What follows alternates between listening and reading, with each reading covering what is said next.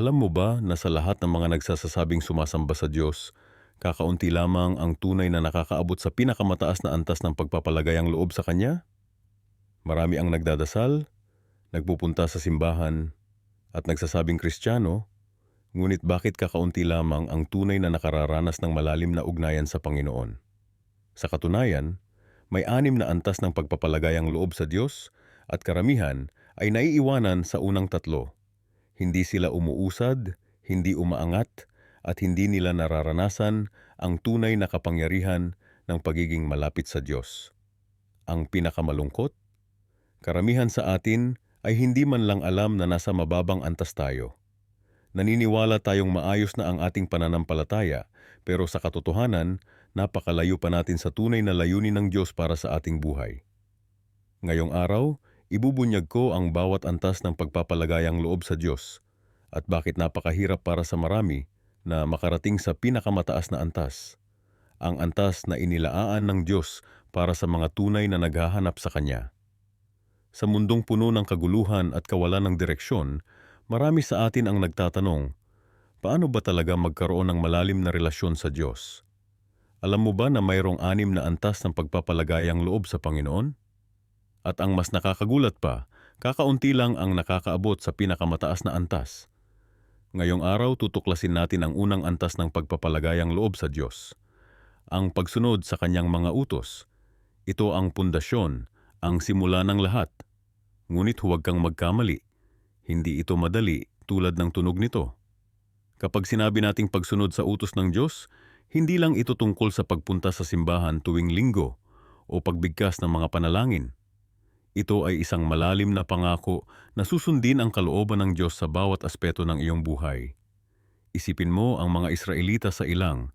Sila ay inilabas ng Diyos mula sa pagkaalipin sa Ehipto, pinakain ng manna mula sa langit at pinangalagaan sa maraming paraan.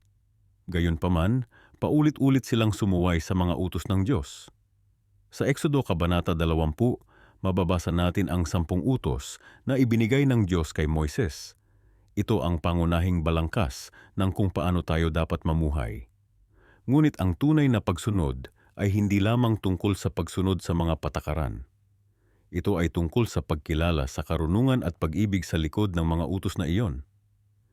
Tingnan natin ang Mateo Kabanata 7 talata 21 hanggang 23. Hindi lahat ng nagsasabi sa akin, Panginoon, Panginoon, ay papasok sa kaharian ng langit, kundi ang gumagawa ng kalooban ng aking Ama na nasa langit. Marami ang magsasabi sa akin sa araw na iyon, Panginoon, Panginoon, hindi ba kami nanghula sa iyong pangalan at nagpalayas ng mga demonyo sa iyong pangalan at gumawa ng maraming makapangyarihang gawa sa iyong pangalan?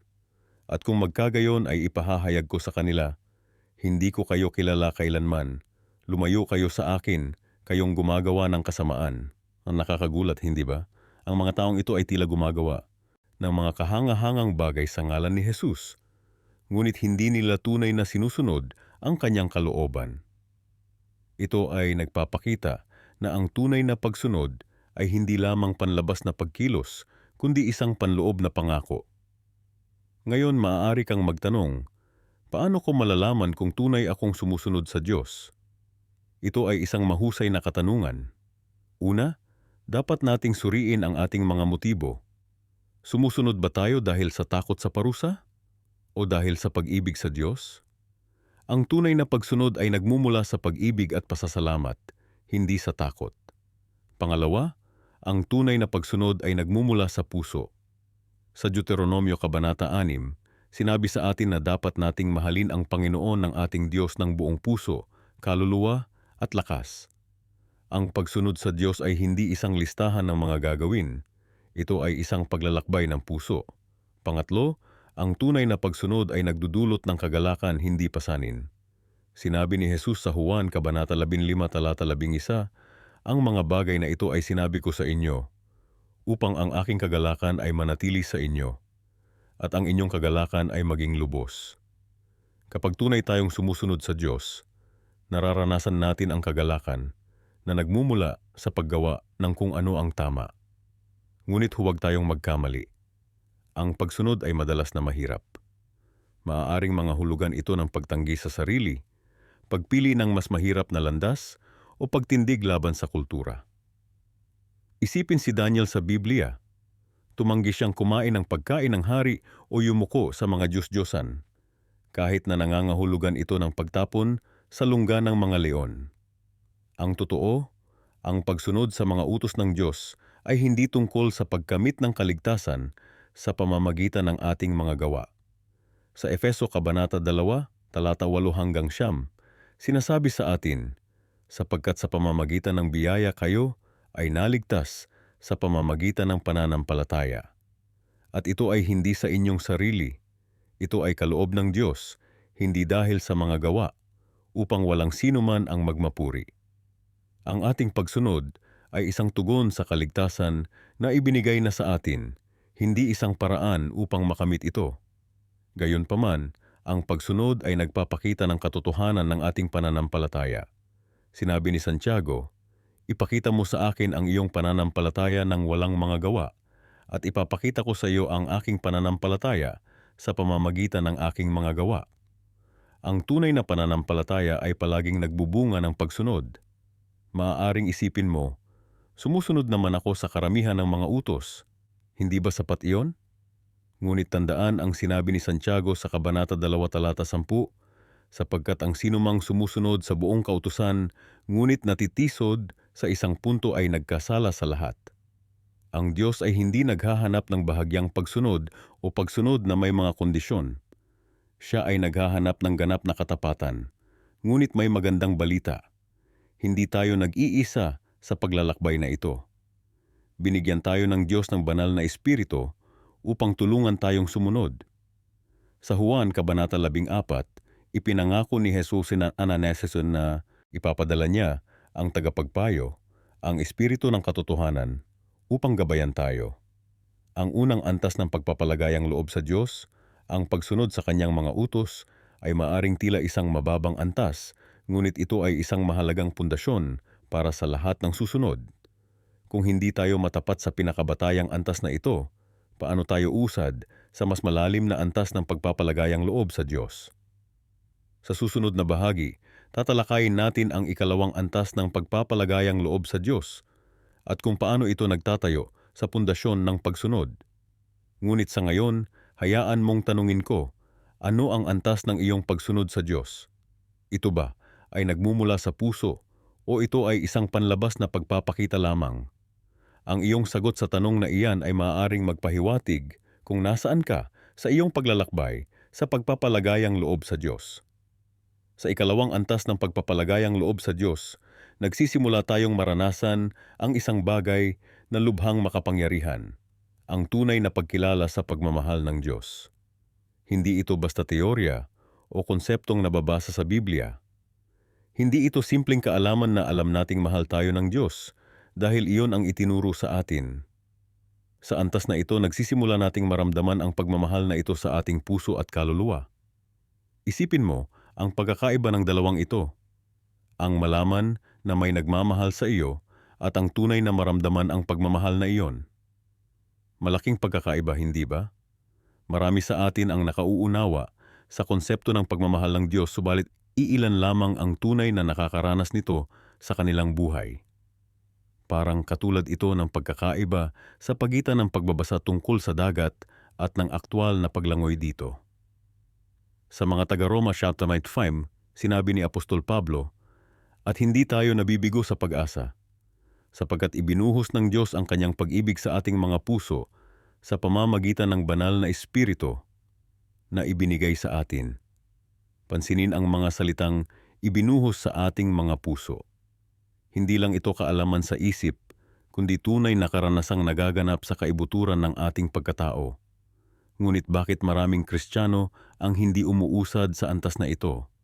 Dahil kadalasan, hinahadlangan tayo ng ating maling pananaw tungkol sa Diyos. Marami sa atin ang may maling larawan ng kung sino ang Diyos. Nakikita natin siya bilang mahigpit na hukom, laging nagmamasid sa ating mga pagkakamali, laging handang magparusa. Ang ganitong pananaw ay naglalagay ng pader sa pagitan natin at ng Diyos. Sa katunayan, ang ating pananaw sa Diyos ay kadalasang hinuhubog ng ating relasyon sa ating mga magulang, lalo na sa ating mga ama. Kung lumaki ka na may ama na mapanghusga, mapanuri, o di kaya'y wala sa iyong buhay, maaaring ganyan din ang iyong pagtingin sa Diyos. Ngunit ang totoo, ang Diyos ay hindi katulad ng sinumang tao na nakilala mo. Sa awit 103:13-14, sinasabi sa atin, "Gaya ng ama na nahahabag sa kanyang mga anak, gayon nahahabag ang Panginoon sa mga may takot sa Kanya. Sapagkat kilala niya ang ating pagkakatha, naaalala niyang tayo'y alabok lamang. Ang Diyos ay nakauunawa sa ating mga kahinaan at limitasyon. Hindi siya nagulat o nabigla kapag tayo ay nagkakamali. Alam niya ang ating pagkatao bago pa man tayo ipinanganak." Sa antas na ito, nagsisimula nating makita ang Diyos hindi bilang isang malayo at di maaabot na nilalang, kundi bilang isang mapagmahal na ama na nagnanais na magkaroon ng malalim na relasyon sa atin. Ngunit para maranasan ito, kailangan nating iwaksi ang ating mga maling paniniwala at buksan ang ating mga puso sa katotohanan ng kanyang pagmamahal. Isang mahalagang aspeto ng antas na ito ay ang pagtanggap na ang pagmamahal ng Diyos ay hindi nakasalalay sa ating mga nagawa o hindi nagawa. Sa mga taga-Roma 5:8 sinasabi, "Ngunit ipinakita ng Diyos ang kanyang pag-ibig sa atin nang tayo'y mga makasalanan pa, namatay si Kristo para sa atin." Ang pagmamahal ng Diyos ay hindi nakadepende sa ating kakayahan na maging karapat-dapat dito. Ito ay bukal sa kanyang puso, hindi sa ating mga gawa. Maraming tao ang nahihirapang tanggapin ito dahil sa ating likas na pagkakaintindi ng pagmamahal. Sa mundo, kadalasang may kondisyon ang pagmamahal. Mamahalin kita kung o mamahalin kita dahil. Ngunit ang pagmamahal ng Diyos ay walang kondisyon. Hindi ito nakabatay sa kung ano tayo o ano ang ating nagawa, kundi sa kung sino siya. Ang katotohanan na ito ay nagbabago ng lahat. Kapag nagsimula tayong tanggapin at maranasan ang walang kondisyong pagmamahal ng Diyos, nagsisimula tayong mabuhay ng may kalayaan. Hindi na tayo kailangang magpakabuti para lang matanggap ang kanyang pagmamahal. Hindi na tayo kailangang magpanggap na perpekto. Maaari na tayong maging tapat sa Kanya tungkol sa ating mga pagkakamali, ating mga takot, at ating mga pangangailangan. Sa antas na ito, nagsisimula ring magbago ang ating panalangin. Sa halip na laging humihiling lamang, nagsisimula tayong makipag-usap sa Diyos bilang isang kaibigan. Nagsisimula tayong ibahagi sa Kanya ang ating mga pananaw, ating mga pangarap, at maging ang ating mga kabiguan. At habang ginagawa natin ito, nagiging mas malinaw ang Kanyang tinig sa ating buhay. Ngunit hindi madali ang prosesong ito. Kailangan nating labanan ang maraming taon ng maling pag-iisip at maling paniniwala. Kailangan nating harapin ang ating mga pader na itinayo natin para protektahan ang ating mga sarili.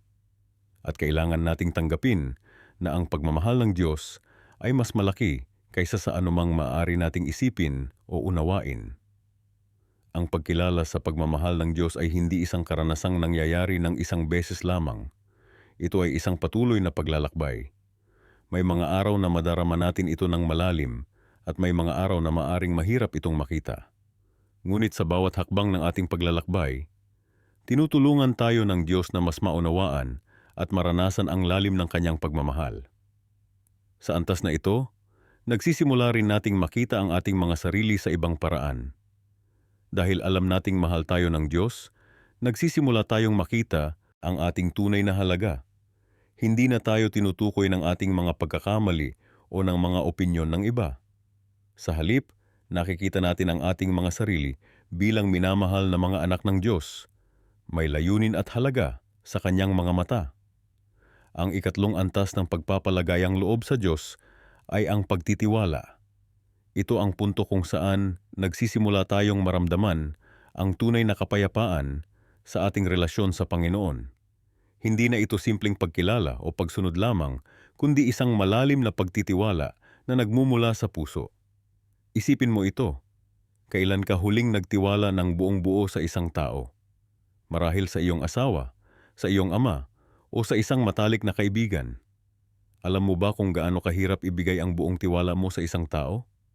Ngunit kapag nagtiwala ka, may kalayaan at kapayapaan na dumarating. Ganyan din sa ating relasyon sa Diyos. Sa mundong puno ng kawalan ng katiyakan, marami sa atin ang nahihirapang magtiwala. Lalo na sa panahon ngayon, kung saan tayo ay binombarda ng mga balita tungkol sa krisis, digmaan, at mga kalamidad. Paano tayo magtitiwala sa isang Diyos na hindi natin nakikita, habang ang mundo sa paligid natin ay tila bumabagsak? Ang katotohanan, kapatid, ay ito. Ang pagtitiwala sa Diyos ay hindi nangangahulugang walang mangyayaring masama sa buhay natin. Hindi ito garantiya na magiging perpekto ang lahat. Ang pagtitiwala sa Diyos ay nangangahulugang kahit ano pa ang mangyari, alam nating nasa kontrol pa rin siya. Sa mga Kawikaan, Kapitulo 3, talata 5 at 6, sinasabi, "Magtiwala ka sa Panginoon ng buong puso mo at huwag kang manalig sa iyong sariling kaunawaan. Kilalanin mo siya sa lahat ng iyong mga lakad at ituturo niya ang iyong mga landas." Napakagandang pangako, hindi ba? Ngunit bakit kaya kakaunti lamang ang nakararating sa antas na ito ng pagtitiwala? Bakit marami ang nananatili sa unang dalawang antas, pagkilala at pagsunod, ngunit nahihirapang umabot sa tunay na pagtitiwala? Una, dahil ang pagtitiwala ay nangangailangan ng pagbitaw. Kailangan mong bitawan ang iyong mga plano, ang iyong mga pangarap, at ang iyong kontrol sa buhay. Marami sa atin ang takot sa ideyang ito. Natatakot tayong baka hindi tugma ang plano ng Diyos sa gusto natin para sa ating buhay. Ikalawa, ang pagtitiwala ay nangangailangan ng karanasan. Hindi ka basta-basta magtitiwala sa isang estranghero, hindi ba? Ganon din sa Diyos. Kung wala kang personal na karanasan ng kanyang katapatan, mahihirapan kang magtiwala sa kanya ng buong buo. Ikatlo, ang pagtitiwala ay nangangailangan ng panahon. Hindi ito nangyayari sa isang iglap. Ito ay isang proseso na nabubuo sa paglipas ng panahon habang nakikita natin kung paano kumikilos ang Diyos sa ating buhay. Ngunit may isang bagay na kailangan mong malaman tungkol sa antas na ito ng pagtitiwala. Ito ay isang desisyon. Hindi ito simpleng damdamin na darating na lang bigla. Ito ay isang desisyong gagawin mo araw-araw, lalo na kapag mahirap. Naalala ko ang kwento ni Abraham sa Biblia. Sinabi, sa kanya ng Diyos na ialay ang kanyang anak na si Isaac, ang anak na pinangako sa kanya ng Diyos mismo. Isipin mo kung gaano kahirap ang desisyong iyon. Ngunit nagtiwala si Abraham. Nagtiwala siya na may plano ang Diyos kahit hindi niya maintindihan. At dahil sa kanyang pagtitiwala, nakita niya ang kapangyarihan at katapatan ng Diyos. Ganyan din tayo. Kapag pinili nating magtiwala sa Diyos, lalo na sa gitna ng mga pagsubok at kahirapan, doon natin nakikita ang kanyang kapangyarihan sa pinakamalinaw na paraan. Ngunit may babala ako sa iyo, hindi madali ang pagtitiwala. Maraming pagkakataon kung saan masusubukan ito. May mga araw na magtatanong ka, Panginoon, nasaan ka? May mga panahon na magiging mahirap magtiwala dahil ang mga pangyayari sa buhay mo ay tila sumasalungat sa mga pangako ng Diyos. Sa mga panahong iyon, kailangan mong balikan ang salita ng Diyos. Kailangan mong alalahanin ang kanyang katapatan sa nakaraan. At kailangan mong ipaalala sa iyong sarili na ang Diyos ay hindi kailanman nagsisinungaling o nabibigo sa kanyang mga pangako. Sa mga Hebreo Kapitulo 11, talata 1, sinasabi, ang pananampalataya ay ang katiyakan ng mga bagay na ating inaasahan, ang katunayan ng mga bagay na hindi nakikita. Ang pagtitiwala sa Diyos ay hindi nakasalalay sa kung ano ang nakikita natin, kundi sa kung sino ang alam nating siya. Kapatid, kung nahihirapan kang magtiwala sa Diyos ngayon, naiintindihan kita. Hindi ito madali. Ngunit hinihikayat kita na gumawa ng isang hakbang ng pagtitiwala ngayon. Maaaring maliit na hakbang lang, pero sapat na para sabihin mo sa Diyos, Panginoon, hindi ko maintindihan lahat pero nagtitiwala ako sa iyo. Kapag ginawa mo iyan, maaari kang masurpresa sa kung paano babaguhin ng Diyos ang iyong pananaw at bubuksan ang mga pintuan na hindi mo inakala. Sa susunod na bahagi, tatalakayin natin ang ika-4 na antas ng pagpapalagayang loob sa Diyos na higit pang magpapalalim sa ating relasyon sa Kanya. Ngunit sa ngayon, hayaan mong tanungin ko, handa ka na bang magtiwala ng buong buo sa Diyos? Sa pang-4 na antas, nakikita natin ang isang malaking pagbabago sa relasyon ng tao sa Diyos. Hindi na lamang ito tungkol sa paghingi ng mga pabor o pagpapasalamat para sa mga biyayang natanggap. Sa antas na ito, nagsisimula na ang tunay na pakikipagkaibigan sa Diyos. Isipin mo ang iyong pinakamatalik na kaibigan. Bakit kayo naging malapit? Hindi dahil palagi siyang nagbibigay ng regalo sa iyo o dahil may utang na loob ka sa kanya.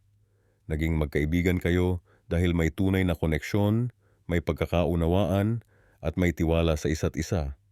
Ganyan din ang nangyayari sa ating relasyon sa Diyos sa antas na ito. Nakikita na natin ang Diyos bilang isang kaibigan, isang kasama sa buhay. Hindi lamang siya ang tagapagbigay ng mga biyaya o ang sinasamba natin tuwing linggo. Siya ay naging bahagi na ng ating pang-araw-araw na buhay. Alam mo ba na mismong si Jesus ay tinawag tayong kaibigan? Sa Juan 15 versikulo 15 sinabi niya, "Hindi ko na kayo tinatawag na mga alipin, sapagkat hindi alam ng alipin ang ginagawa ng kanyang Panginoon. Sa halip, tinawag ko kayong mga kaibigan, sapagkat ipinaalam ko sa inyo ang lahat ng narinig ko sa aking Ama." Ito ay isang napakagandang paanyaya mula sa Panginoon mismo, ang maging kaibigan niya. Ngunit ano ba ang ibig sabihin ng pagiging kaibigan ng Diyos? Una, ito ay nangangahulugan ng regular na komunikasyon. Hindi ka makikipagkaibigan sa isang tao na kinakausap mo lamang kapag may kailangan ka, hindi ba? Kaya naman sa antas na ito, ang panalangin ay hindi na lamang nagiging isang listahan ng mga kahilingan o pasasalamat. Ito ay nagiging isang tunay na pag-uusap. Nagsisimula kang makipag-usap sa Diyos tungkol sa lahat ng bagay. Ang iyong mga pangarap, takot, kagalakan, at kalungkutan. Ibinabahagi mo sa Kanya ang iyong mga plano at hihingi ka ng Kanyang patnubay, hindi dahil sa obligasyon, kundi dahil gusto mo talagang malaman ang Kanyang pananaw. Tulad ng isang matalik na kaibigan, gusto mong marinig kung ano ang masasabi niya tungkol sa mga bagay na mahalaga sa iyo. Pangalawa, sa antas na ito, nagsisimula kang magkaroon ng tunay na pagnanais na makilala ang Diyos. Hindi lamang para sa mga biyayang maaari mong matanggap, kundi para sa kung sino talaga siya. Nagsisimula kang maging interesado sa kanyang katangian, sa kanyang mga paraan, at sa kanyang puso. Kaya naman sa antas na ito, ang pagbabasa ng Biblia ay hindi na nagiging isang gawain o obligasyon. Ito ay nagiging isang pagkakataon para mas makilala ang iyong kaibigan. Kapag nagbabasa ka ng Biblia, hindi ka na lamang naghahanap ng mga bersikulong makakatulong sa iyong sitwasyon. Sa halip, naghahanap ka ng mas malalim na pag-unawa sa kung sino ang Diyos at kung ano ang kanyang puso para sa sangkatauhan. Pangatlo, sa antas ng pakikipagkaibigan, nagsisimula kang magkaroon ng tunay na malasakit sa mga bagay na mahalaga sa Diyos. Tulad ng dalawang magkaibigan na nagsisimulang magkaroon ng parehong interes at pagpapahalaga, ikaw din ay nagsisimulang magmalasakit sa mga bagay na mahalaga sa Diyos. Ano ang mahalaga sa Diyos?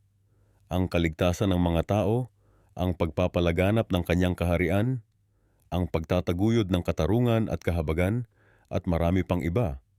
Sa antas na ito, nagsisimula kang makibahagi sa mga bagay na ito hindi dahil sa obligasyon, kundi dahil mahal mo ang iyong kaibigan at gusto mong suportahan ang kanyang mga adhikain. Ngunit may isang mahalagang aspeto ng pakikipagkaibigan na kadalasang nakakalimutan natin pagdating sa ating relasyon sa Diyos, ang pagtitiwala. Sa isang tunay na pakikipagkaibigan, nagtitiwala ka sa iyong kaibigan kahit na hindi mo nauunawaan lahat ng kanyang ginagawa. May mga pagkakataon na ang iyong kaibigan ay gagawa ng mga desisyon na hindi mo maintindihan, ngunit nagtitiwala ka pa rin dahil kilala mo siya at alam mong mahal ka niya. Ganyan din dapat ang ating pakikipagkaibigan sa Diyos. May mga pagkakataon na hindi natin maintindihan ang mga nangyayari sa ating buhay. May mga pagkakataon na tila hindi sumasagot ang Diyos sa ating mga panalangin sa paraan na gusto natin. Sa mga panahong ito, ang ating pakikipagkaibigan sa Diyos ay sinusubok. Magtitiwala ba tayo sa Kanya kahit na hindi natin naiintindihan ang Kanyang mga paraan? Ito ang dahilan kung bakit maraming tao ang hindi nakakaabot sa antas na ito ng pakikipagkaibigan sa Diyos. Madali lang maging kaibigan ng Diyos kapag ang lahat ay maayos at maganda. Ngunit kapag dumating ang mga pagsubok at paghihirap, marami ang nagsisimulang magduda at lumayo. Ngunit ang tunay na pakikipagkaibigan ay lumalago at lumalalim sa gitna ng mga pagsubok. Kapag nanatili kang tapat sa iyong pakikipagkaibigan sa Diyos sa gitna ng mga pagsubok, ang inyong relasyon ay lalong tumitibay at lumalalim. Sa antas na ito ng pakikipagkaibigan, nagsisimula kang maranasan ang tunay na kagalakan at kapayapaan na nagmumula sa pagiging malapit sa Diyos. Hindi ito ang artificial na kaligayahan na dulot ng mga material na bagay o pansamantalang kasiyahan. Ito ay ang malalim at matatag na kagalakan na nagmumula sa pagkakaroon ng isang tunay na kaibigan na laging nariyan para sa iyo, na hindi ka iiwan o pababayaan. Kaya kung ikaw ay nasa antas na ito ng pakikipagkaibigan sa Diyos, pasalamatan mo ito at patuloy na pagyamanin ang iyong relasyon sa Kanya. At kung hindi pa, huwag kang mawalan ng pag-asa. Ang Diyos ay laging handang maging kaibigan mo. Kailangan mo lang buksan ang iyong puso at isipan sa posibilidad ng isang tunay na pakikipagkaibigan sa Kanya. Ngunit tandaan, tulad ng anumang pakikipagkaibigan, ang iyong relasyon sa Diyos ay nangangailangan ng oras, pagsisikap at dedikasyon. Hindi ito nangyayari overnight. Ito ay isang proseso, isang paglalakbay. At sa bawat hakbang na ginagawa mo patungo sa mas malalim na pakikipagkaibigan sa Diyos, mas nagiging masaya at makabuluhan ang iyong buhay. Sa paglalakbay natin sa iba't ibang antas ng pagpapalagayang loob sa Diyos, nakarating na tayo sa ikalimang antas, ang pagiging kaibigan ng Diyos. Ito ay isang napakalalim na relasyon na iilan lamang ang nakakaabot. Ngunit bago tayo magpatuloy, tandaan na ang bawat antas na ating tinalakay ay nagdadala sa atin ng mas malalim na koneksyon sa ating manlilikha. Ang pagiging kaibigan ng Diyos ay hindi basta-bastang tawag o titulo. Isipin mo, ang Diyos, ang makapangyarihang lumikha ng lahat, ay humahangad na magkaroon ng pag-uusap, pakikipagpalitan ng ideya, at malalim na koneksyon sa iyo. Nakakatakot at kahanga-hanga ito kung iisipin. Sa Biblia, mayroong isang taong tinawag na kaibigan ng Diyos, si Abraham. Sa Santiago 2:23, sinasabi, "At natupad ang kasulatan na nagsasabi, sumampalataya si Abraham sa Diyos, at ito'y ibinilang sa kanya na katuwiran, at siya'y tinawag na kaibigan ng Diyos." Ngunit bakit si Abraham? Ano ang nakita ng Diyos sa kanya? Kapag sinusuri natin ang buhay ni Abraham, nakikita natin ang isang tao na handang isuko ang lahat para sa Diyos. Nang tawagin siya ng Diyos na iwanan ang kanyang lupain, pamilya, at tirahan upang pumunta sa isang lugar na hindi niya kilala, sumunod siya ng walang pag-aalinlangan. Nang sabihin ng Diyos na magkakaroon siya ng anak kahit na siya at ang kanyang asawa ay matanda na, naniwala siya. At sa pinakamahirap na pagsubok, nang hingi ng Diyos ang kanyang anak na si Isaac bilang handog, handa siyang sundin. Ang pagiging kaibigan ng Diyos ay nangangailangan ng ganap na pagtitiwala. Hindi ito tungkol sa paminsan-minsang pagsamba o pagdarasal lamang kapag kailangan mo ng tulong. Ito ay tungkol sa pagtitiwala sa Diyos sa lahat ng sitwasyon, kahit na hindi mo nauunawaan ang kanyang plano. Isa pang mahalagang aspeto ng pagiging kaibigan ng Diyos ay ang pagkakaroon ng bukas na komunikasyon. Sa Genesis 18, nakikita natin si Abraham na nakikipag-usap sa Diyos tungkol sa pagkawasak ng Sodoma at Gomorra. Hindi siya natatakot na magtanong, makiusap, at ipahayag ang kanyang saloobin sa Diyos. At ang kamangha-mangha, pinakinggan siya ng Diyos. Ang tunay na kaibigan ay nagbabahagi ng mga lihim. Sa Juan 15:5, sinabi ni Jesus sa kanyang mga alagad, "Hindi ko na kayo tinatawag na mga alipin, sapagkat hindi nalalaman ng alipin ang ginagawa ng kanyang Panginoon. Sa halip, tinawag ko kayong mga kaibigan, sapagkat ipinaalam ko sa inyo ang lahat ng narinig ko sa aking Ama." Bilang kaibigan ng Diyos, binibigyan kanya ng malalim na pangunawa sa kanyang puso at plano. Ngunit hindi madali ang pagiging kaibigan ng Diyos. Nangangailangan ito ng sakripisyo. Si Abraham ay dumaan sa maraming pagsubok. Si Moises, na nakipag-usap sa Diyos ng harapan tulad ng isang tao sa kanyang kaibigan, ay dumaan sa maraming hirap sa disyerto. Si David, isang tao ayon sa puso ng Diyos, ay nakaranas ng maraming pagsubok at pagkabigo. Ang pagiging kaibigan ng Diyos ay nangangailangan din ng katapatan. Hindi ka maaaring maging kaibigan ng Diyos at ng mundo sa parehong panahon. Sa Santiago 4:4, malinaw na sinasabi, "Hindi ba ninyo nalalaman na ang pakikipagkaibigan sa mundo ay pakikipag-away sa Diyos? Sino mang gustong maging kaibigan ng mundo ay nagiging kaaway ng Diyos." Isipin mo ang iyong mga pinakamatalik na kaibigan. Bakit sila naging malapit sa iyo? Malamang dahil nagkaroon kayo ng maraming pinagsamang karanasan, nagkakaintindihan kayo at nagtitiwala kayo sa isa't isa. Ganoon din sa Diyos. Upang maging kaibigan niya, kailangan mong gumugol ng oras sa Kanya, makinig sa Kanyang salita, at ibahagi ang iyong buhay sa Kanya. Ang pagiging kaibigan ng Diyos ay nagdadala rin ng responsibilidad. Bilang kaibigan, ikaw ay nagiging kinatawan niya sa mundo. Ang iyong mga aksyon, salita, at desisyon ay dapat sumalamin sa Kanyang karakter. Hindi ito madali, lalo na sa mundo ngayon na puno ng tukso at pagsubok. Maraming tao ang nag-aakalang sila ay kaibigan na ng Diyos dahil sa kanilang mga relihiyosong gawain o posisyon sa simbahan. Ngunit ang tunay na pagkakaibigan sa Diyos ay hindi nakabatay sa mga panlabas na gawain, kundi sa malalim na personal na relasyon. Naalala ko ang isang lalaki sa aming komunidad na kilala bilang isang matapat na mananampalataya. Siya ay laging nasa simbahan, nagbibigay ng malaking donasyon at aktibo sa mga ministeryo. Ngunit isang araw narinig ko siyang nag-usap sa isang kaibigan.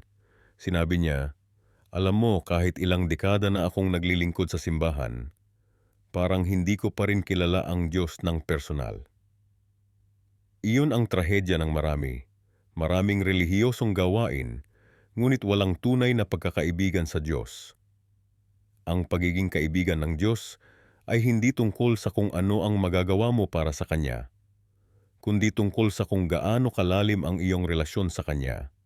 Ito ay tungkol sa pagkakaroon ng puso na naghahanap sa Kanya, isang isip na nag-iisip tungkol sa Kanya, at isang buhay na sumasalamin sa Kanya. Ngunit ang pinakamahalagang katangian ng isang kaibigan ng Diyos ay ang pagsunod. Sa Juan 3:14, sinabi ni Jesus, "Kayo ay aking mga kaibigan kung ginagawa ninyo ang aking mga iniuutos." Ang tunay na pagkakaibigan sa Diyos ay hindi lamang tungkol sa pakiramdam o emosyon, kundi tungkol sa pagsunod sa Kanyang kalooban. Sa ikalimang antas na ito, ikaw ay nagiging isang taong nakikinig sa tinig ng Diyos, sumusunod sa Kanyang kalooban, at nagbabahagi ng Kanyang puso sa mundo. Ikaw ay nagiging instrumento ng Kanyang layunin at plano. Ikaw ay nagiging kaibigan ng Diyos, isang titulong iilan lamang ang nakakamit sa buong kasaysayan ng sangkatauhan. Ngunit tandaan, ang pagiging kaibigan ng Diyos ay hindi ang huling antas. May mas malalim pa, isang antas na mas kaunti pa ang nakakaabot. Ito ay ang pagiging minamahal ng Diyos, ang pagiging nobya ni Kristo, isang relasyon na mas malalim pa kaysa sa pagkakaibigan. Ang ika-6 at huling antas ng pagpapalagayang loob sa Diyos ay ang pagsuko at ganap na pagpapasakop. Ito ang pinakamalalim na antas ng relasyon na maaari nating maranasan sa Diyos, ngunit ito rin ang pinakamahirap maabot. Sa katunayan, kakaunti lamang ang nakararating sa puntong ito ng espiritual na paglalakbay. Bakit nga ba ganito? Dahil ang pagsuko ay nangangailangan ng ganap na pagtitiwala. Isipin mo, kailan ka huling sumuko ng buong buo sa isang tao? Hindi madali, hindi ba? Lalo na sa kulturang ito kung saan tinuturuan tayong maging independyente, malakas at self-sufficient. Pero sa harap ng Diyos, ang tunay na kalakasan ay nasa pagsuko. Ang pagsuko ay hindi pagiging mahina. Hindi ito pagpapakita na wala kang kakayahan. Sa katotohanan, ito ang pinakamataas na anyo ng kalakasan dahil kinikilala mo na may mas dakilang kapangyarihan kaysa sa iyo. Isipin mo si Jesus sa halamanan ng Getsemani. Hindi ang aking kalooban, kundi ang iyo ang masunod. Ito ang perpektong halimbawa ng pagsuko. Marami sa atin ang nahihirapan sa konseptong ito dahil sa ating karanasan sa mga tao. Maaaring nasaktan ka na, pinagsamantalahan o ipinagkanulo. Kaya mahirap magtiwala, lalo na ang sumuko ng buong buo. Pero ang Diyos ay hindi tao.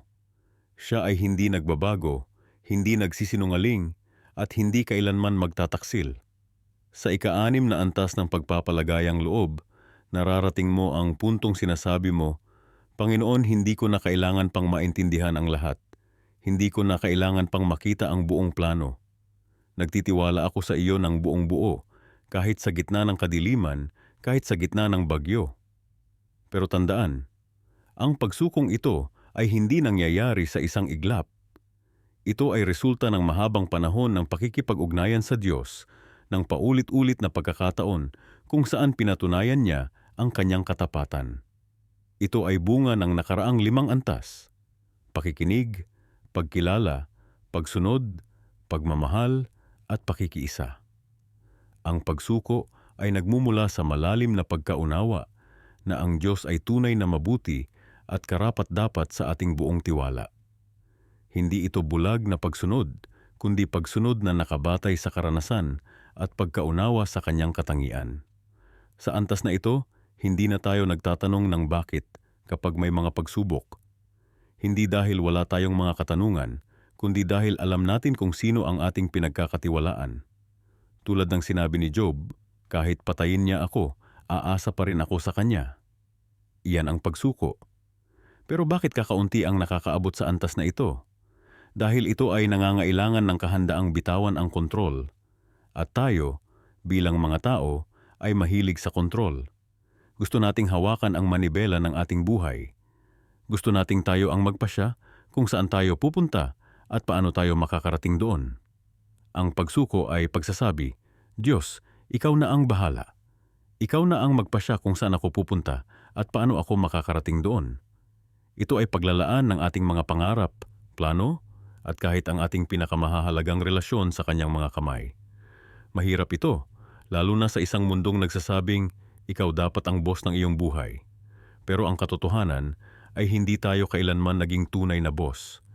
Tayo ay mga katiwala lamang, mga tagapamahala ng buhay na ipinagkatiwala sa atin. Ang pagsuko ay hindi lamang tungkol sa malalaking desisyon sa buhay. Ito ay pang-araw-araw na pagpili. Ito ay pagsasabi, Panginoon, ano ang gusto mong gawin ko ngayon? Paano ko magagamit ang aking oras, talento, at kayamanan para sa iyong kaluwalhatian? Ang mga taong nakakaabot sa ika-6 na antas ay may kapayapaang hindi maipaliwanag. Hindi sila madaling mataranta o ma-stress. Hindi dahil wala silang problema, kundi dahil alam nila kung sino ang may hawak ng solusyon. Sila ay may galak na hindi nakasalalay sa kanilang kalagayan, kundi sa kanilang relasyon sa Diyos. Tingnan natin ang ilang halimbawa sa Biblia ng mga taong nakarating sa antas ng pagsuko. Si Abraham, nang handa siyang ialay ang kanyang anak na si Isaac. Ito ay lubhang mahirap na pagsubok, pero sumunod siya dahil nagtiwala siya sa Diyos. Si Moises, nang iwan niya ang palasyo ng Paraon at pinili ang maging kasama ng mga inaalipusta niyang kababayan. Ito ay pagsuko ng pribilehiyo at kapangyarihan. Si Ruth, nang sinabi niya kay Naomi, kung saan ka pupunta, doon din ako. Ang iyong Diyos ay magiging Diyos ko rin. Ito ay pagsuko ng kanyang sariling bansa at kultura. Si Maria, nang sinabi niya, ako ang lingkod ng Panginoon, mangyari sa akin ang ayon sa iyong salita. Ito ay pagsuko ng kanyang reputasyon at mga plano para sa hinaharap. At higit sa lahat si Jesus, na nagpakababa at naging tao, na sumunod hanggang kamatayan, kamatayan sa krus. Ito ang mga halimbawa ng tunay na pagsuko. Hindi perpekto dahil sila ay mga tao rin tulad natin, pero ipinakita nila kung ano ang ibig sabihin ng magtiwala sa Diyos ng buong buo. Ngayon, paano tayo makakaabot sa antas na ito? Una, kailangan nating kilalanin kung nasaan tayo ngayon. Kung nasa unang antas ka pa lamang ng pakikinig, o nasa ika-5 na ng pakikiisa, okay lang iyan. Ang espiritual na paglalakbay ay hindi karera. Ang bawat isa sa atin ay may sariling bilis at takbo. Pangalawa, kailangan nating humingi ng tulong sa Diyos. Hindi natin kayang abutin ang antas na ito sa sarili nating lakas. Kailangan natin ang kanyang biyaya at kapangyarihan. Pangatlo, kailangan nating magsanay ng pagsuko sa maliliit na bagay. Hindi tayo kaagad makakapagbigay ng malalaking bagay kung hindi tayo sanay magbigay ng maliliit na bagay. Magsimula tayo sa kung ano ang hawak natin ngayon. Pang-apat, kailangan nating pag-aralan ang salita ng Diyos. Ang pagsuko ay hindi bulag na pagtitiwala. Ito ay pagtitiwala batay sa pagkakilala sa katangian ng Diyos at ang pinakamahusay na paraan para makilala siya ay sa pamamagitan ng kanyang salita. Panglima, kailangan nating maging bahagi ng isang komunidad ng mga mananampalataya na nagsusulong ng pagsuko. Kailangan natin ng mga kapatid sa pananampalataya na maghihikayat at magpapaalala sa atin ng katotohanan kapag nakakalimot tayo. Sa puntong ito ng ating paglalakbay, dumating na tayo sa ikapitong antas ng pagpapalagayang loob sa Diyos, ang tunay na pagpapasakop ng ating sarili sa kanyang banal na kalooban. Ito ang antas na nagtatakda ng linya sa pagitan ng mga ordinaryong mananampalataya at yaong mga tunay na nakakakilala sa Diyos ng malalim. Marami sa atin ang nagdadasal ng mangyari po ang inyong kalooban, ngunit ilang tao lang ang tunay na nauunawaan ang bigat ng mga salitang ito. Ang tunay na pagpapasakop ay nangangahulugan ng pagsuko ng lahat, ang ating mga plano, pangarap, kagustuhan, at maging ang ating mga pangangailangan sa kamay ng Diyos. Hindi ito madali, kapatid. Sa katunayan, ito ang pinakamahirap na antas na aabutin natin. Naaalala ko ang kwento ni Abraham nang hingin sa kanya ng Diyos na ialay ang kanyang nag-iisang anak na si Isaac. Isipin mo ang bigat ng hinihingi ng Diyos, ang anak na pinangako sa kanya, ang tagapagmana ng lahat ng biyayang ipinangako sa kanya. Ngunit ano ang ginawa ni Abraham? Siya'y sumunod ng walang pag-aalinlangan. Bakit? Dahil umabot na siya sa antas na ito ng pagpapalagayang loob sa Diyos kung saan kaya niyang isuko ang pinakamamahal niya sa buhay. Ang pagpapasakop na ito ay hindi nangyayari sa isang iglap. Ito'y proseso na nangangailangan ng patuloy na pagpapakumbaba at pagsasanay. Sa simula, maaaring maliit na bagay lang ang kayang nating isuko, tulad ng ating oras o ilang kagustuhan. Ngunit habang lumalago ang ating relasyon sa Diyos, unti-unti rin tayong natututong isuko ang mas malalaking bahagi ng ating buhay. Ngunit dito pumapasok ang pinakamatinding pagsubok. Karamihan sa atin ay handang isuko ang ating sarili hanggang sa isang partikular na punto lamang. Handa tayong sumunod sa kalooban ng Diyos hanggat ito'y umaayon sa ating mga plano o hanggat komportable tayo.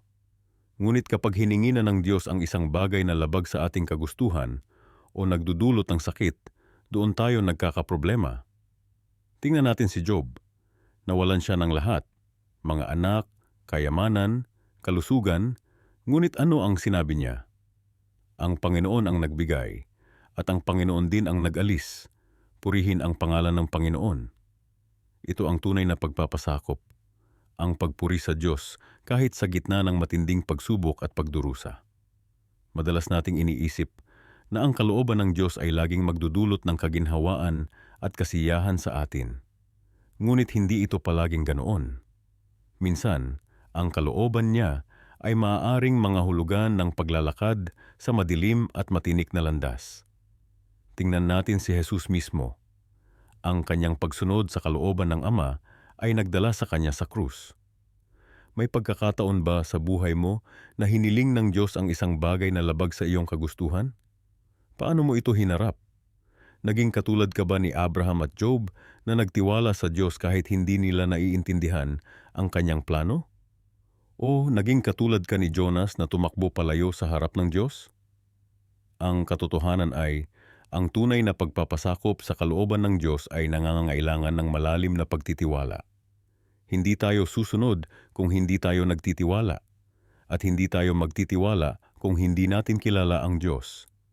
Kaya nga, ang antas na ito ay karaniwang naaabot lamang ng mga taong matagal nang naglalakad kasama ang Diyos, yaong mga nakikilala na siya ng personal at nakakaunawa na siya ay mapagmahal at mabuti. Sa antas na ito ng pagpapalagayang loob, naiintindihan natin na ang plano ng Diyos, kahit hindi natin ito lubusang nauunawaan, ay laging para sa ating ikabubuti. Tulad ng sinabi sa Jeremias 29:11, sapagkat nalalaman ko ang mga plano ko para sa inyo, plano para sa inyong kapakanan, at hindi para sa inyong kapahamakan, plano na bigyan kayo ng pag-asa at magandang kinabukasan. Ngunit may isang bagay na dapat nating tandaan. Ang pagpapasakop na ito ay hindi pagiging pasibo o walang kibo. Hindi ito nangangahulugan na wala na tayong gagawin at hahayaan na lang natin ang lahat. Sa halip, ito'y aktibong pagsunod sa direksyon ng Diyos, kahit mahirap, kahit nakatatakot. Si Maria, ang ina ni Jesus, ay nagpakita ng ganitong uri ng pagpapasakop nang sabihin niya sa anghel, "Ako'y alipin ng Panginoon. Mangyari sa akin ang ayon sa iyong sinabi." Hindi niya alam ang lahat ng detalye o ang mga paghihirap na kanyang haharapin. Ngunit buong puso niyang tinanggap ang plano ng Diyos para sa kanya. Ganito rin dapat tayo. Sa bawat desisyon, sa bawat sitwasyon, dapat nating tanungin, ano ang kalooban ng Diyos dito? At kapag narinig natin ang kanyang tinig, dapat tayong sumunod ng walang pag-aalinlangan. Ngunit paano natin malalaman ang kalooban ng Diyos? Una, sa pamamagitan ng kanyang salita. Ang Biblia ay nagbibigay sa atin ng malinaw na gabay para sa maraming aspeto ng ating buhay. Pangalawa, sa pamamagitan ng pananalangin at pakikinig sa kanyang tinig. Pangatlo, sa pamamagitan ng paghingi ng payo sa mga matatag na mananampalataya. At pang-apat, sa pamamagitan ng mga pangyayari at kalagayan sa ating buhay. Tandaan, ang pagpapasakop na ito ay hindi nangangahulugan na wala na tayong kalayaan o pagpipilian. Sa katunayan, ito ang pinakamataas na anyo ng kalayaan. Ang kalayaang piliin ang pinakamabuti para sa atin, na siyang kalooban ng Diyos. Sa antas na ito, nagiging tulad tayo ni Kristo na nagsabi, "Hindi ang kalooban ko, kundi ang kalooban mo ang masunod." Ito ang tunay na pagpapalagayang loob sa Diyos, ang punto kung saan ang ating kalooban at ang kalooban ng Diyos ay nagiging iisa. Ang ikalimang antas ng pagpapalagayang loob sa Diyos ay isang mahalagang yugto sa ating paglalakbay sa pananampalataya. Sa puntong ito, tayo ay humahantong sa isang malalim na pagpapaubaya ng ating kalooban sa Diyos. Hindi ito basta pagsunod lamang, kundi isang tunay na pagsuko ng ating mga sariling kagustuhan at plano. Isipin mo ito. Karamihan sa atin ay nagdadasal ng, "Mangyari po ang iyong kalooban." Ngunit ilang tao lang ang totoong handa na isuko ang kanilang sariling kalooban. Marami sa atin ang nagdadasal nito, habang sa kaibuturan ng ating puso ay umaasa na ang kalooban ng Diyos ay tutugma sa ating sariling kagustuhan. Ngunit sa ikalimang antas, tayo ay nagsisimulang maunawaan na ang kalooban ng Diyos ay hindi laging katulad ng ating mga plano. Sa Biblia, makikita natin ang perpektong halimbawa nito sa buhay ni Jesus sa halamanan ng Getsemani. Naalala natin kung paano siya nananalangin, "Ama, kung maaari, alisin mo ang saro ng pagdurusang ito sa akin. Gayunpaman hindi ang aking kalooban kundi ang iyo ang masunod." Si Jesus, bagaman siya ay Diyos, ay nagpakita ng lubos na pagpapaubaya sa kalooban ng Ama. Ito ang antas na dapat nating hangarin. Ang pagpapaubaya na ito ay nangangailangan ng malalim na pagtitiwala. Hindi ito madaling gawin. Ito ay nagsasangkot ng pagtanggap na ang mga plano ng Diyos para sa atin ay maaaring hindi katulad ng ating inaasahan o ninanais. Maaring nangangahulugan ito ng pagtahak sa mga landas na hindi natin pinili para sa ating sarili. Ngunit sa antas na ito, tayo ay nagsisimulang maunawaan na ang Diyos ay may mas mabuting plano kaysa sa anumang maaari nating isipin o ilarawan. Maraming tao ang hindi umabot sa antas na ito dahil sa takot.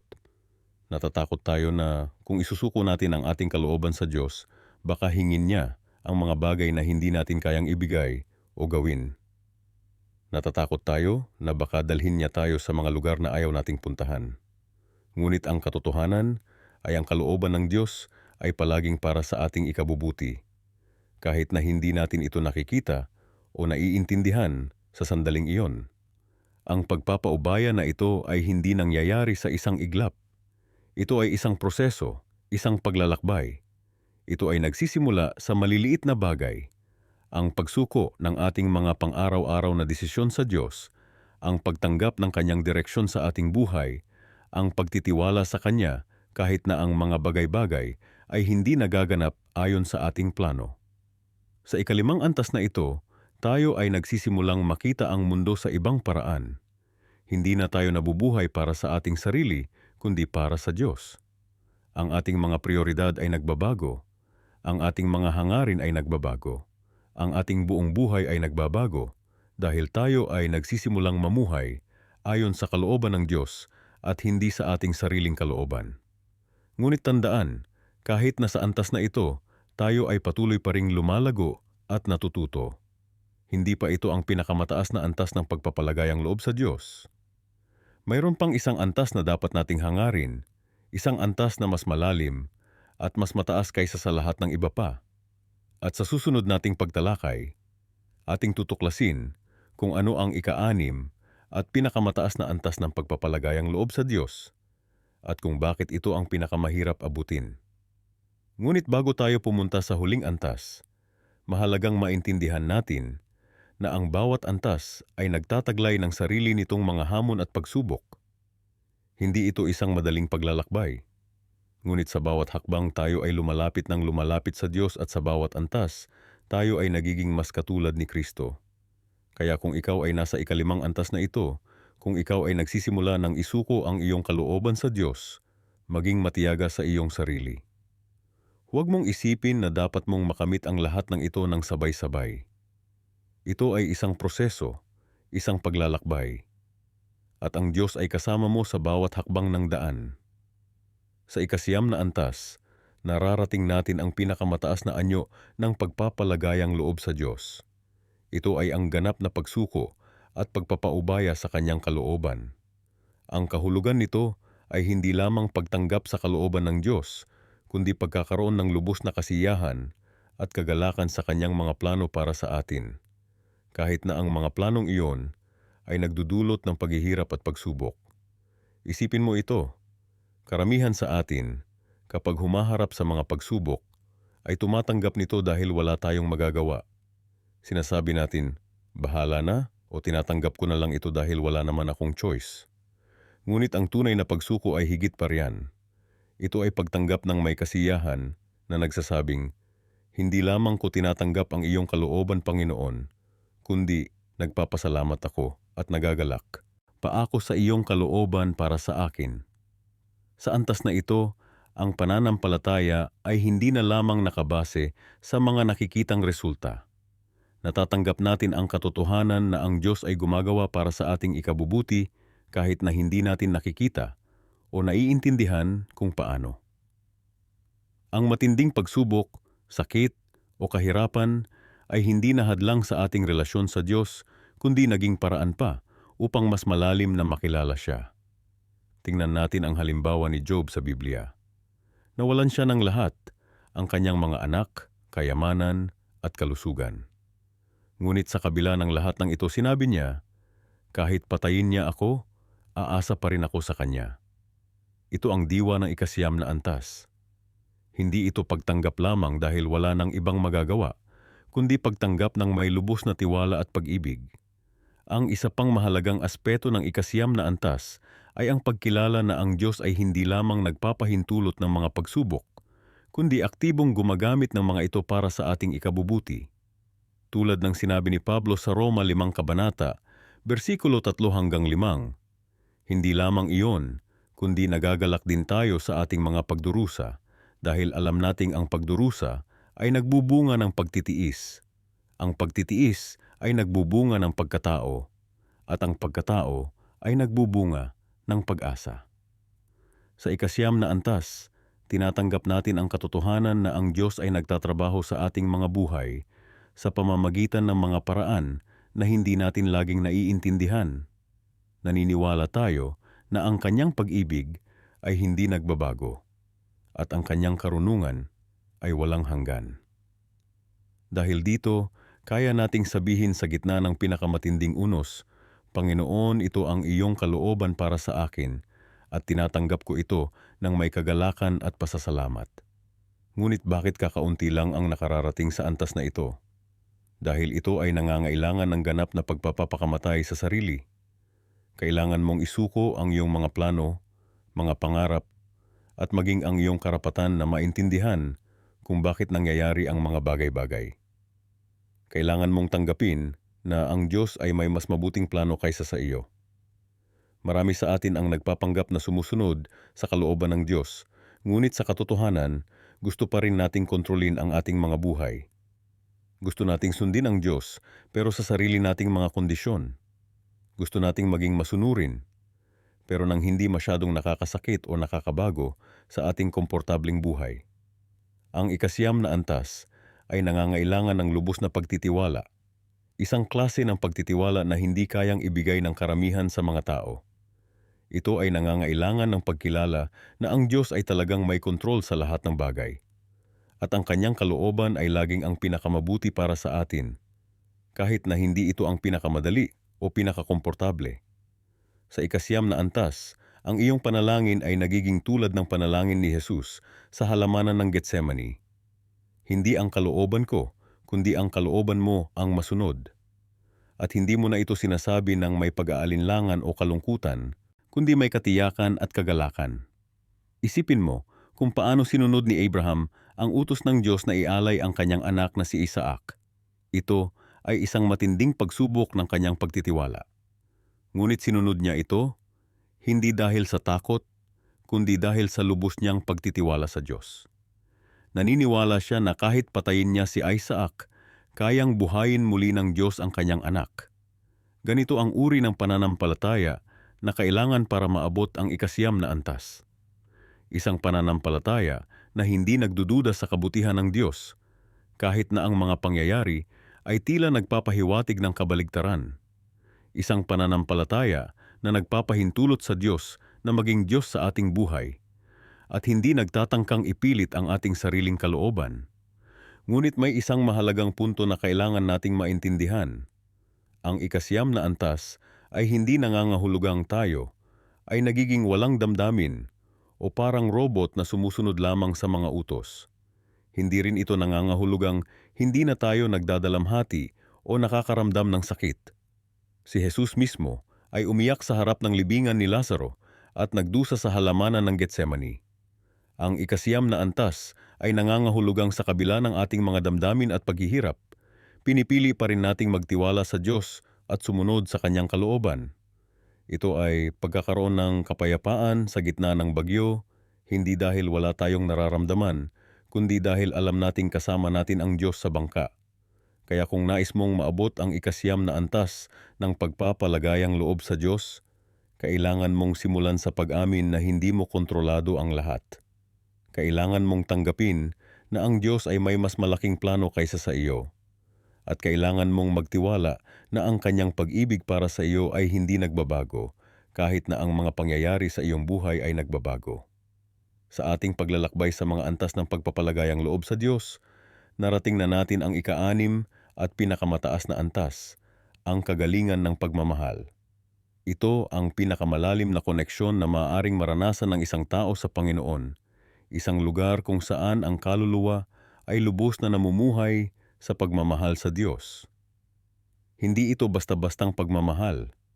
Hindi ito ang simpleng emosyon na nararamdaman natin para sa isang minamahal o ang pagkagusto natin sa isang bagay. Ang pagmamahal na ito ay isang radikal na pagbabago ng buong pagkatao. Isang transformasyon na nagbibigay ng bagong kahulugan sa ating buhay at pagkatao. Sa antas na ito, ang kaluluwa ay umabot na sa puntong tinatanggap niya ang lahat ng nangyayari bilang pagpapahayag ng pagmamahal ng Diyos. Isipin mo, kahit ang mga pagsubok at paghihirap ay tinatanggap ng may pasasalamat dahil nakikita niya ang kamay ng Diyos sa bawat pangyayari. Ito'y tulad ng isang manlalaro na nagsasasnay ng mahirap para sa laro. Alam niyang ang bawat paghihirap ay may layunin. Ang kaluluwa sa antas na ito ay may malalim na pagkaunawa na ang lahat ng nangyayari, maging ito man ay maganda o mahirap, ay pinahihintulutan ng Diyos dahil sa kanyang walang hanggang karunungan at pagmamahal.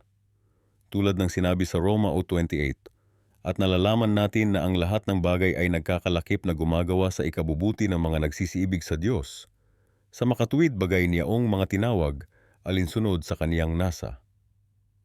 Ngunit bakit napakakaunti ang nakakaabot sa antas na ito? Bakit tila napakahirap marating ng karamihan sa atin ang ganitong lalim ng relasyon sa Diyos?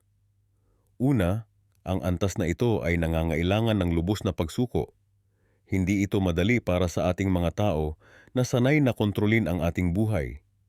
Ang lubusang pagsuko sa kalooban ng Diyos ay nangangahulugang bibitawan natin ang ating sariling plano, ambisyon at kagustuhan.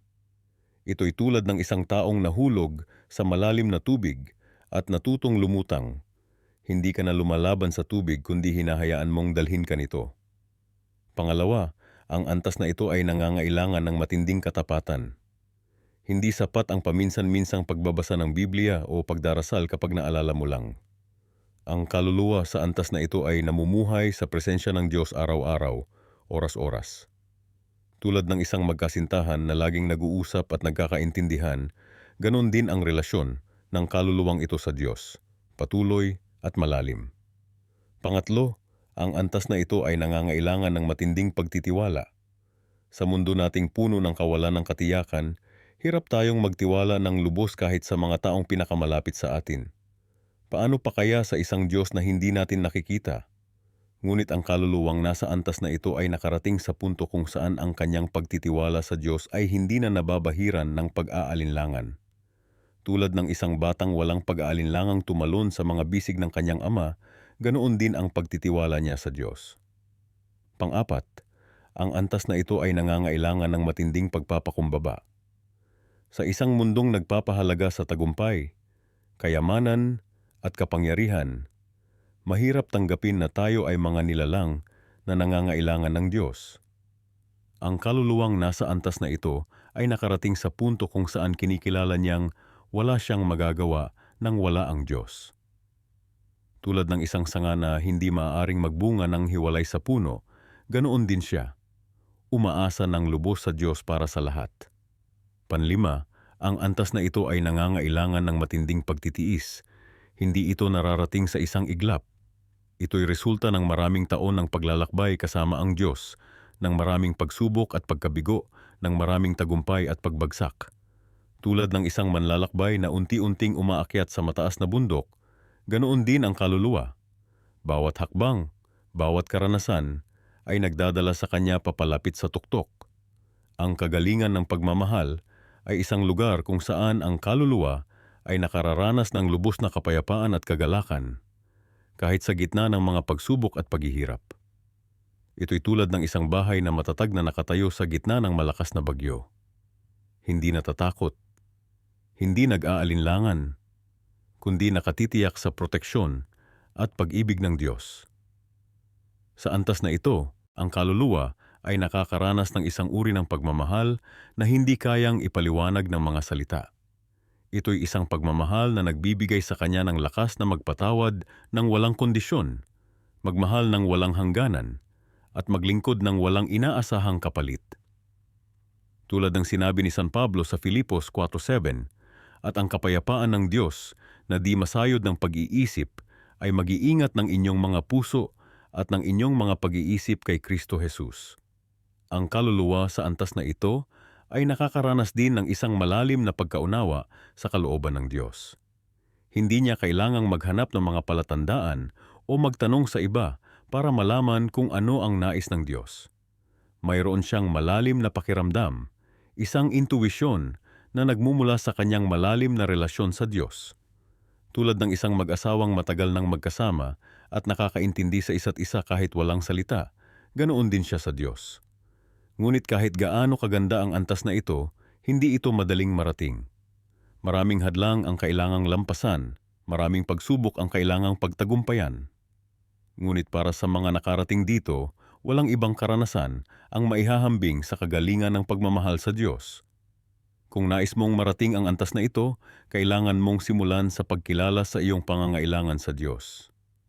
Kilalanin mong hindi mo kayang harapin ang buhay na ito ng mag-isa. Tulad ng isang manlalakbay na kailangan ng gabay sa hindi kilalang lupain, ganoon din tayo. Kailangan natin ang Diyos para gabayan tayo sa paglalakbay ng buhay. Pangalawa, kailangan mong magtiwala sa Diyos ng lubos. Hindi sapat ang pagkilala sa iyong pangangailangan sa Kanya. Kailangan mong ipagkatiwala sa Kanya ang iyong buhay, ang iyong mga pangarap, ang iyong kinabukasan.